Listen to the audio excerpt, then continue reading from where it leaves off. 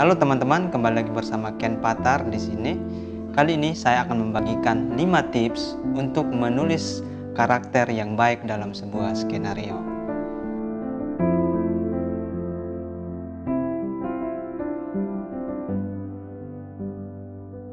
Dalam sebuah skenario, kita pasti akan memiliki beberapa karakter. Ada karakter utama, pendukung, dan karakter antagonis atau karakter yang berlawanan dengan karakter protagonis.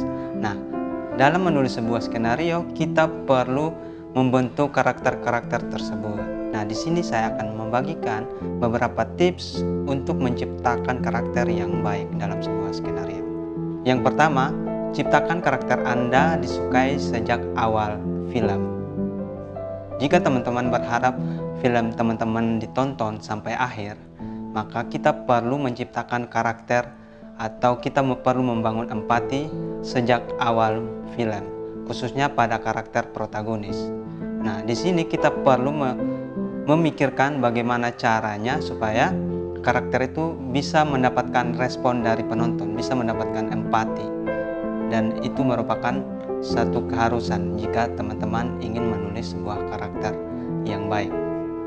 Menulis mengenai karakter yang disukai orang dapat dilakukan dengan cara yang tidak terbatas. You are one of those lucky people that can travel anywhere. Yes, ma'am, I know. And they sometimes call you nomads. Hanya menuliskan dialog yang kuat yang memperhatikan betapa pintar dan mempesonanya karakter tersebut dapat dilakukan dengan banyak cara, atau karakter tersebut dapat dibuat menyenangkan melalui aksinya yang menunjukkan akting tanpa pamrih di awal film untuk menjadikannya sebagai energi positif. Semua ini dapat dilakukan dalam konteks dunia yang sedang ditulis oleh teman-teman sendiri, dan tidak berarti harus menggambarkan karakter tersebut sebagai orang yang sempurna. Bisa jadi dia punya sisi baiknya dan sisi jahatnya, atau sisi dia punya kekuatan ataupun kelemahan. Nah, ini akan membentuk sebuah karakter yang lebih realistis. Yang kedua adalah membangun karakter yang realistis dan terperinci. Nah, dalam membuat atau menulis sebuah karakter dalam film, kita perlu memikirkan aspek-aspek dari karakter tersebut. Misalnya karakternya itu seorang petani, maka teman-teman perlu menggambarkan dia secara realistis. Petani yang pada umumnya seperti apa, kita perlu membangun karakter seperti itu berdasarkan kenyataan. Jadi tidak terkesan karakter itu dibuat-buat. Itulah pentingnya membangun karakter yang realistis. Nah, di sini terperinci yang dimaksudkan adalah karakternya itu menggambarkan atau misalnya perilaku, terus sikapnya dia menggambarkan lebih secara spesifik, misalnya profesinya dia, apakah dia kepala rumah tangga atau ibu rumah tangga. Nah, teman-teman perlu merincikan dari setiap tingkah lakunya dia seperti apa. Itu untuk poin yang kedua. Salah satu latihan yang sering kali saya gunakan sebelum masuk ke dalam skenario adalah menulis beberapa halaman tentang catatan karakteristik pada setiap karakter dalam naskah.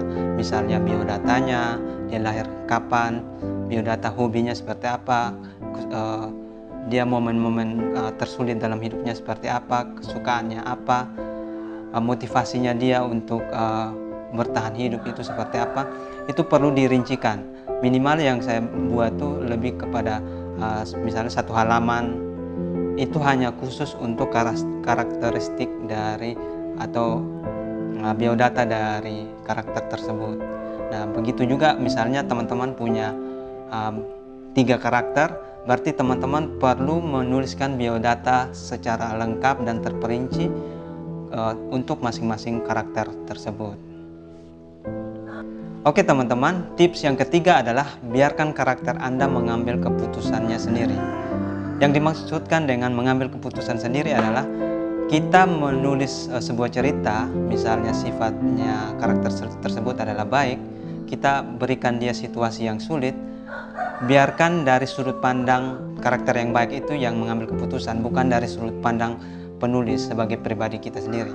Misalnya kita mencoba berpikir kalau saya seperti karakter baik itu, si protagonis. Apa yang akan dia lakukan ketika menghadapi itu.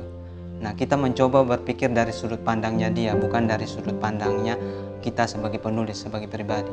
Misalnya contoh yang kedua adalah kita menulis karakter yang jahat atau antagonis. Nah, kita berusaha berpikir dari sudut pandangnya dia, bukan dari sudut pandang dari kita. Itulah maksud dari poin yang ketiga adalah biarkan karakter memutuskan atau mengambil keputusannya sendiri. Saat teman-teman menulis adegan apapun dalam sebuah skenario, cobalah untuk bertanya pada diri teman-teman bagaimana karakter Anda akan bereaksi terhadap kondisi-kondisi yang kita berikan dalam sebuah skenario. Apa yang dia akan lakukan untuk menghadapi kondisi-kondisi yang kita sudah buat dalam sebuah cerita. Ya, teman-teman, kita akan masuk pada tips yang keempat, yaitu berikan karakter Anda dialog-dialog yang menarik. Seringkali kita menulis dialog-dialog dalam sebuah film. Terkadang kita menulis dialog-dialog yang sehari-hari, dan kadang itu menambah atau memberikan durasi yang panjang pada setiap adegan. Nah, dalam sebuah film yang dibatasi dengan sebuah durasi, misalnya film pendek, nah teman-teman tidak bisa leluasa untuk menulis dialog-dialog yang biasa. Nah, kita perlu membuat dialog yang menarik dan dialog-dialog yang kuat untuk membangun sebuah cerita. What do you want? What do you want? It's not that simple. What do you want? Dan ini tidak hanya berlaku bagi karakter utama, tetapi pada semua karakter dalam naskah. Dialog yang kuat akan memberitahu penonton siapa karakter tersebut. Kita bisa mengetahui karakter dari seseorang itu dari dialog-dialog yang dia ucapkan atau karakteristiknya.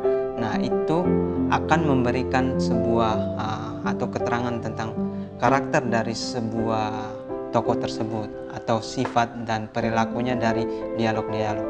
Jadi saya memberikan tips, teman-teman perlu memikirkan dialog-dialog yang pas dan kuat dalam setiap karakter yang teman-teman buat. Oke, tips yang kelima yaitu berpikir seperti aktor dan berikan aktor tersebut sudut pandang. Nah, di sini kita akan membahas tentang berpikir seperti aktor dan sudut pandangnya seperti apa. Aktor perlu atau membutuhkan motivasi dalam bertindak dalam setiap adegan. Nah, di sini biarkan kita berpikir atau kita menulis cerita itu dari sudut pandang karakter. Misalnya sudut pandang karakter yang jahat, kita berikan dia sudut pandang bagaimana dia melihat dunianya itu dari sudut pandang aktornya, bukan dari sudut pandang si penulis. Suatu karakter yang memiliki sudut pandang yang kuat akan menggerakkan cerita dan membuat penonton mengikuti aksi-aksinya dalam sebuah adegan. Ketika penulis skenario sudah berpikir objektif dan sesuai dengan sudut pandang karakter, maka dia bisa menciptakan karakter tersebut lebih realistis dan seperti poin-poin pada sebelumnya tadi. Itu adalah 5 tips yang saya bagikan kepada teman-teman. Semoga penjelasan ini bisa membantu teman-teman. Semoga teman-teman bisa menulis karakter yang baik dalam sebuah skenario.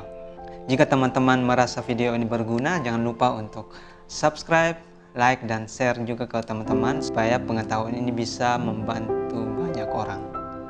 Oke, itu saja video kali ini. Sampai jumpa di video-video berikutnya. Bye-bye.